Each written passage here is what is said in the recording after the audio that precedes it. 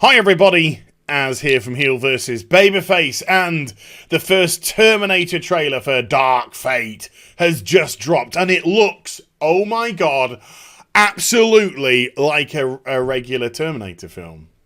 I mean, it does. It's like, there's a Terminator, it's chasing people, it does the liquid thing, there's an adult looking after a young kid, there's explosions,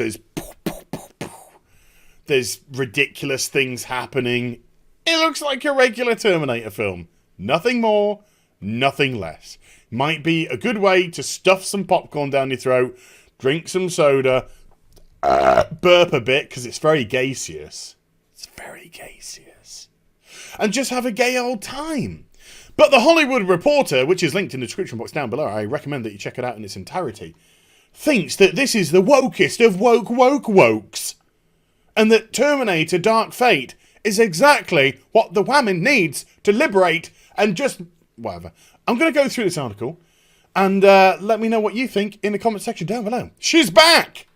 Arnold Schwarzenegger's a dude, but good try. Thursday morning, Paramount Pictures released the first trailer for Terminator Dark Fate, the 6th Terminator film, but one that removes the 3rd, 4th, and 5th entries from continuity. Oh. Why was that then? Was it because they were all real shit? Okay. Directed by Tim Miller, Dark Fate touts the return of creator James Cameron. Oh, as a producer. Oh, okay. But Cameron says Dark Fate has recaptured the tone of the first 2 films. Gritty, fast, intense. Zummerfager. As exciting as it is to have Cameron on board, not really, and give his seal of approval, not really necessary, a significant part in recapturing the thrill of those first 2 films is the return of Linda Hamilton as Sarah Connor. Now, she was badass as hell in T2. T1, she was really kind of like the victim, and she got out in one scene, which is what we all loved. So let's have a look at... our lovely Sarah Connor now. Okay. So, yep, everybody's getting older. Everybody's getting older. Happens to all of us. Her reprisal of the character after 27 years is what truly, I'm trying to hype this up for you, Hollywood, seals the deal in convincing fans that this Terminator sequel will be different and better than the last few. I mean, absolutely, nothing says this is going to be a great Terminator film than 87-year-old woman? 87-year-old woman. That's what I reckon.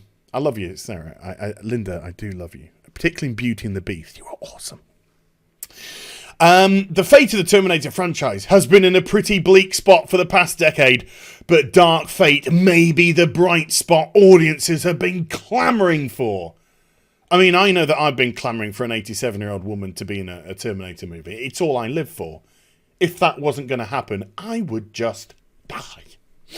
Despite the film's close ties to the first 2 films, there's no denying that Dark Fate looks unique from what came before it. Well, not really. There's a Terminator chasing after people. That's every film. There was an adult looking after a kid, teenager. That's kind of like, looking after somebody. That's standard fare. And they shot at the Terminator a lot, and it regenerated a lot. So, just like every other Terminator film, really. Let's just be honest now. Okay. For starters, there's no John Connor. Not even a mention of the would-be saviour, whose existence drove the previous films. Instead, we're introduced to Dani Ramos, Natalia Reyes, who's under the protection of Grace Mackenzie Davis, a human Terminator hybrid. Oh my god. Wait, whoa. So there's no John Connor. So it's not like there's a Terminator protecting John Connor like T2. It's a human Terminator hybrid protecting a young... Oh, so it's exactly the same beat. It's just John Connor's become Joan Connor. And I bet I bet she's the key to saving everything. I don't know, I'm just going to have a guess. While the trailer doesn't reveal a lot about the film's characters, it seems as though Danny may be the future's... Okay, so just like John Connor. Okay. Were the prophecies surrounding John Connor wrong? Well, no, they prevented Judgment Day in T2. Didn't you watch T2? Or did the prevention of Judgment Day in T2? You've just answered your own in question. Anyway. Either way, for a franchise founded on badass women, like Arnold Schwarzenegger, it seems like a logical next step that the future no longer just be beholden to a man.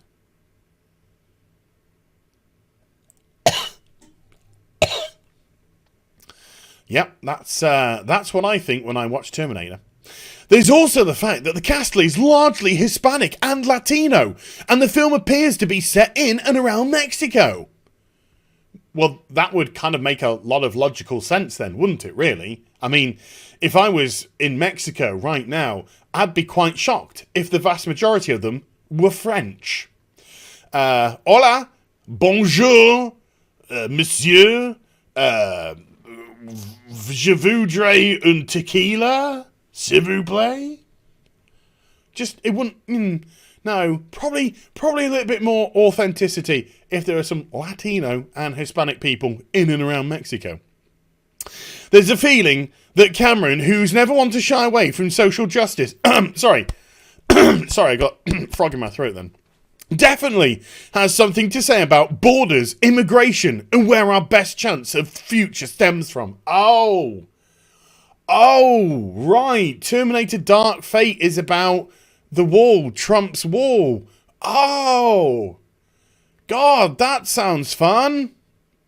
As much as the cerebral nature of these films is centered on time travel and fighting robots, the heart comes from the focus placed on saving people and allowing them to mature into their best selves.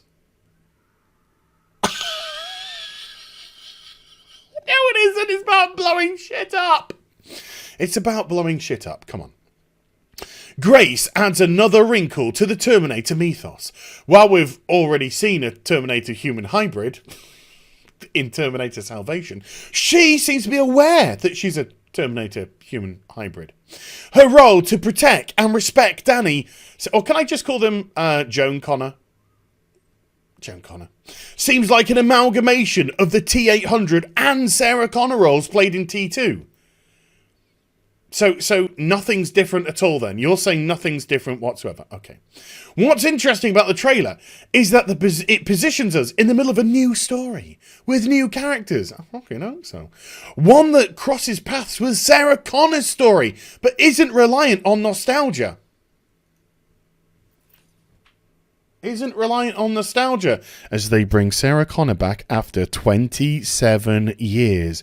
No, I'm sure that is absolutely fine. Hey, Chihuahua. Even with some of these characters sharing traits with previous characters, they're just the same. Thank you. This looks like the first effort in the franchise since 1991 to carve out a new path. Even Schwarzenegger's appearance isn't played for novelty. Instead, his role may be as T-model or human, suggesting something more mysterious and interesting than familiar one-liners, a role worthy of his immense presence and fittingly secondary, not because it's about Sarah Connor. Woman first, man second. To Hamilton's return as Connor. Okay, so let's see Arnold's role in the trailer and let's see if it adds up to what they say here. Let's see if it looks like his role is mysterious and interesting and he's not just there for one-liners. It's a role worthy of his return. Okay, that was that. That was all he's in it for. Okay, great stuff. He didn't say a fucking word. So how you draw that conclusion, I've got no idea. Anyway, moving on.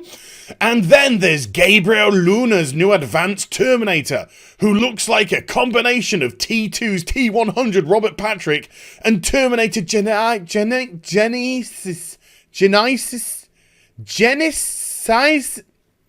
Who can pronounce that word? T3000.